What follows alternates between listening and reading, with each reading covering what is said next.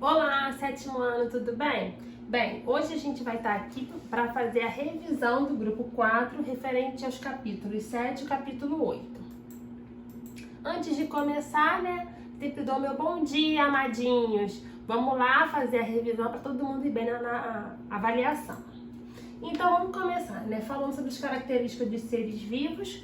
Como a gente já falou, os organismos eles são formados por células.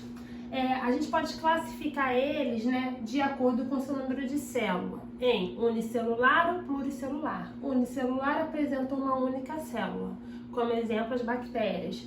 Pluri ou multicelulares apresentam várias células, como exemplo os animais e as plantas. Além disso, os seres vivos são classificados de acordo com sua forma de nutrição. Podem ser heterótrofos, ou seja, não são capazes de produzir seu próprio alimento, tendo que obter a energia de uma fonte externa. Exemplo, nós, os animais. Já os autótrofos, eles têm a capacidade de produzir o seu próprio alimento a partir da fotossíntese, como as plantas.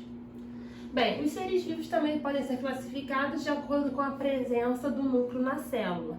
Ou seja, os únicos que são os procariontes são as bactérias, ou seja, o material genético, o seu DNA, fica concentrado em uma parte da célula sem qualquer tipo de envoltório, ou seja, não apresenta núcleo. Já os eucariontes, ou seja, todos menos as bactérias, o material genético fica dentro do envoltório, ou seja, o seu DNA, formando o núcleo. Então, o DNA está dentro desse núcleo, tá? Além disso, os seres vivos eles têm a capacidade de se reproduzir. Essa reprodução pode ocorrer de forma assexuada ou de forma sexuada.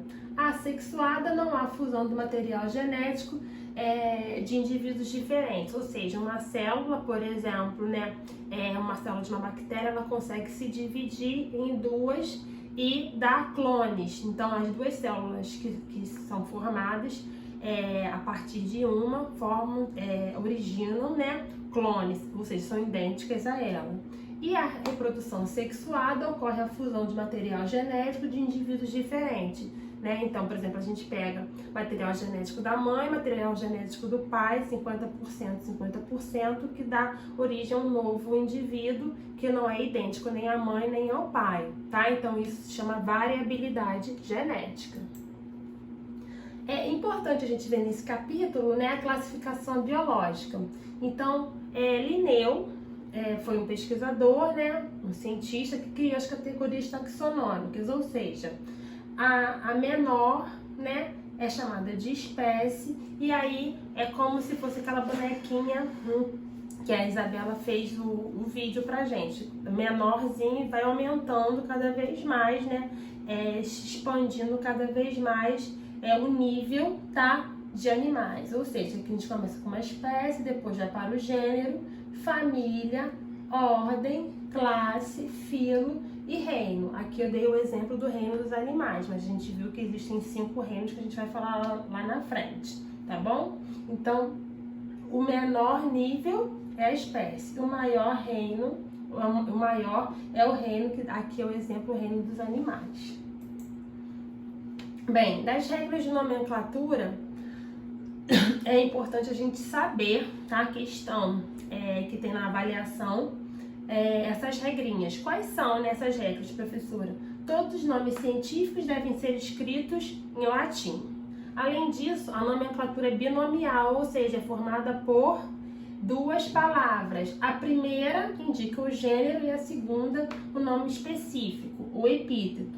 O conjunto dos 2 nomes que compõem o nome da espécie. O nome do gênero é escrito sempre com a letra inicial maiúscula, enquanto o epíteto é indicado com sempre uma letra minúscula, tá? Os 2 devem ser sempre escritos em tipo itálico ou sublinhado, tá? Então, exemplo, música doméstica, que é a música doméstica. Eu estou começando com a letra inicial maiúscula e a segunda palavra, que é o epíteto, com a letra inicial minúscula, tá? Para a gente finalizar, eu falei sobre os reinos são quantos reinos? 5 reinos que nós falamos na aula ao vivo. o reino dos animais, tá? Nós temos que compõe os animais, o reino fúngico, que compõe os fungos, tá? O reino protistas, onde estão os protozoários, o reino monera, tá?